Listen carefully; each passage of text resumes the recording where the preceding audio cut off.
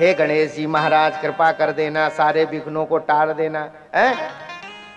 और गौरी गणेश का हम पूजन करते कि नहीं करते? घर में कोई भी हो, चाहे सत्यनारायण की कथा हो, अभी घर में ब्याह हुआ है तो गौरी गणेश का पूजन हुआ कि नहीं? सबने पूजा की होगी भैया, पूजा करो, कलश की पूजा, गौरी गणेश की पूजा, नवग्रह की पूजा, यही तो करते हैं हम। तो वो तो किसी देवी देवता है ना, उनका नाम है। लेकिन व्यास जी महाराज ने जो मंगलाचरण किया उसमें किसी देवी देवता का नाम नहीं है, कोई देवी देवता नहीं। किसका? बोले सत्य सत्यम परम धीमहि। कौन से देवता? बोले जो सत्य स्वरूप हैं उनका ध्यान करता हूं। सत्य कौन है? बोले सत्य भगवान है। तो राम कृष्ण नारायण भगवती शंकर जी गणेश जी ये सब सत्य हैं, ये सब सत्य हैं। इसलिए सत्य स्वरूप परमात्मा का ध्यान करने का उनका तात्पर्यार्थ यह था कि अगर वो कह देते रामम परम धीमहि, राम जी का ध्यान कर रहा हूं, या कृष्णम परम धीमहि, कृष्ण जी का ध्यान कर रहा हूं, या दुर्गा जी का, देवी जी का, किसी का नाम ले लेते, तो यह नाम ले लेते तो बहुत सारे लोग अनन्य भक्त होते हैं। हम राम जी के भगत हैं तो हमको राम जी से ही मतलब है और किसी से मतलब नहीं है। हम राम जी के भगत हैं तो हमको राम जी से मतलब और हमको किसी से कोई मतलब ही नहीं है। तो हम फिर, और ये कृष्ण जी का नाम ले लेते तो हम फिर भागवत नहीं पढ़ते। भैया ये तो कृष्ण जी के भक्तों की कथा है, राम जी के भक्तों की कथा नहीं, इसलिए हम नहीं पढ़ेंगे। ऐसा भी हो जाता है लोगों में भेदभाव। या दुर्गा जी का नाम ले, भैया इसमें तो दुर्गा जी का नाम लिया गया है, इसमें तो शंकर जी का नाम लिया गया, हम नहीं पढ़ेंगे इसको, हम नहीं सुनेंगे इसको। इसलिए व्यास जी महाराज ने मंगलाचरण में कहा सत्यम परम धीमहि, सत्य स्वरूप परमात्मा का तात्पर्यार्थ राम कृष्ण नारायण सब सत्य ही हैं। इसलिए बहुत लोग होते हैं ना, अपनी अपनी पार्टी देखते हैं। आज चुनाव की विजय भी यहां होने वाला है, कौन जीतता है कौन हारता है, उसमें भी बहुत लोग लगे रहते हैं अपना। तो उनकी कोई ना कोई पार्टी होती है, तो दूसरे पार्टी से वो कोई मतलब नहीं रखते हैं, उनका विरोध ही करते हैं, बल्कि है ना, एक पार्टी दूसरे पार्टी का सदा विरोध करती है। उसी प्रकार से और एक ऐसा होता है व्यक्ति जिसको किसी पार्टी से मतलब नहीं, सब अपने हैं भैया, सब हमारे अपने हैं। इसी को कहते हैं भागवत में सबको अपना कहा गया है, सबको सत्य स्वरूप परमात्मा कहा गया है, कोई अलग नहीं है। तुम ब्रह्मा, तुम विष्णु, तुम रुद्र, तुम अग्नि, तुम सूर्य, तुम चंद्रमा, तुम भूर्भुवः स्वरोम, यहां सबको एक ही कहा गया है। सबका मालिक एक है भैया। इसलिए सत्य स्वरूप भागवत किसी धर्म की नहीं है, भागवत किसी धर्म की नहीं है, भागवत सभी धर्मों का है। जैसे गीता के ज्ञान को सभी धर्म वालों ने स्वीकार किया है, सभी भाषाओं में गीता है, सभी भाषाओं में सभी धर्म के लोगों ने गीता को स्वीकार किया है। इस गीता के ज्ञान को सबने स्वीकार किया है, कोई भी धर्म का हो, क्योंकि गीता तो सभी के लिए है। उसी प्रकार से भागवत में सत्य स्वरूप परमात्मा का ध्यान किया गया। भागवत श्रवण करने से क्या प्राप्त होता है? बोले भागवत श्रवण करने से कल्याण हो जाता है, तीनों प्रकार के तापों का नाश हो जाता है। और जो भागवत श्रवण करता है, बोले सद्यो हृदयवरुध्यते कृतभिः शुश्रूषभिस्तत्क्षणात्, जो भगवान की भागवत कथा सुनने के लिए जैसे ही तैयार हो जाता है, उसी क्षण उसी समय उसके हृदय में भगवान प्रविष्ट हो जाते हैं। शुश्रूषभिः, अभी उसने भागवत सुनी नहीं है,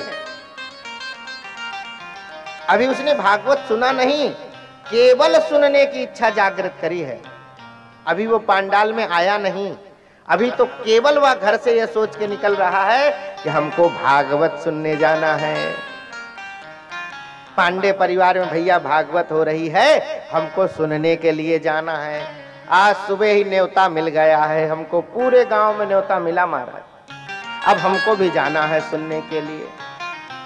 तो अभी सुनने नहीं आया, वो केवल सुनने की इच्छा जागृत करी, और जैसे ही इच्छा जागृत करी, घर से अपना दाहिना पांव निकाला, तुरंत ही उसके हृदय में भगवान प्रविष्ट हो जाते हैं।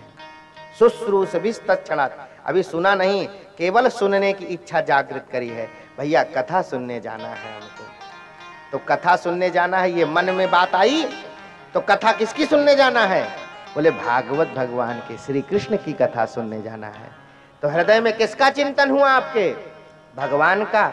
और हृदय में भगवान का चिंतन हुआ तो भगवान आ गए कि नहीं आ गए? भैया उसी प्रकार से केवल भागवत सुनने की इच्छा जागृत करने से भगवान, देखो भाई, संसार का चिंतन करने से संसार नहीं मिलता है। घर बन जाए, घर बन जाए, घर बन जाए, मकान बन जाए, दुकान बन जाए, फैक्ट्री लग जाए, नौकरी मिल जाए, ऐसा चिंतन करने से मिला किसी को? मिलता है? ऐसा नहीं मिलता। उसके लिए परिश्रम करना पड़ता है ना। घर बन जाए भगवान जी, घर बन जाए, मकान बन जाए, दुकान बन जाए, फैक्ट्री लग जाए, खेत सींच जाए, अपने आप सींच जाए, बीज बो जाए, अपने आप बो जाएगा, सब जुताई हो जाए, सब हो जाएगा अपने से। उसमें आपको परिश्रम करना पड़ेगा। लेकिन सच्ची बताएं, केवल चिंतन करो, हे श्री कृष्ण हमारे हृदय में पधारो, उनका केवल नाम स्मरण करो, भगवान आ जाएंगे हृदय में। इससे सरल और साधन क्या चाहिए तुमको? केवल राम राम करो, भगवान हृदय में आ जाएंगे, भगवान खेलने लग जाएंगे आपके सामने। इससे ज्यादा और सरल क्या होते हैं भगवान? चिंतन करने से संसार की वस्तु नहीं मिलती है, धन का चिंतन करने से धन नहीं मिलता है, परिश्रम करना पड़ता है। लेकिन केवल भगवान का नाम लो, भगवान खेलने लग जाएंगे आपके सामने। केवल भगवान का चिंतन करो, भगवान मिल जाएंगे आपको। अब बताओ, इससे सरल भगवान है? और कितना सरल भगवान चाहिए आपको? और फिर भी हमको भगवान ना मिले तो ये हमारी मूर्खता है। केवल भगवान का चिंतन करने से भगवान मिल जाते हैं। और भगवान ये बात कहते हैं, शक्रदेव प्रपन्नाय तबास्मीति तु याचते अभयम सर्वभूतेभ्यो ददाम में तद व्रतम मम। मेरा व्रत है, मेरा संकल्प है, जो मुझे कहता है कि हे नाथ मैं आपका हूं, तो भगवान कहते हैं मैं उसकी सारी व्यवस्था देखता हूं। फिर अब इससे सरल साधन और क्या चाहिए? केवल भगवान का नाम लो, भगवान का स्मरण करो, भगवान तुम्हारे साथ है। फिर इससे सरल तो, और फिर लोग कहे महाराज भगवान तो मिलते नहीं हैं। अरे तुमने प्रयत्न कितना किया? आपने कितना प्रयत्न किया? संसार का चिंतन करने से संसार नहीं मिलता, धन का चिंतन करने से धन नहीं मिलता है, लेकिन भगवान का चिंतन करने से भगवान जरूर मिल जाएंगे आपको। अवश्य ही हमको भगवान मिल जाएंगे। चिंतन हमारा होगा तो वहां बिहारी हमको अवश्य मिल जाएंगे। तो शुश्रूषविस्तत्क्षणात्, केवल सुनने की इच्छा जागृत करो, भगवान हृदय में प्रविष्ट हो जाते हैं। भागवत है क्या? बोले भागवत है निगम कल्प तरोर गलितम फलम सुख मुखादमृत द्रव संयुतम पिबत भागवतम रसमालयम मुहुरहो रसिका भुवि भावुका।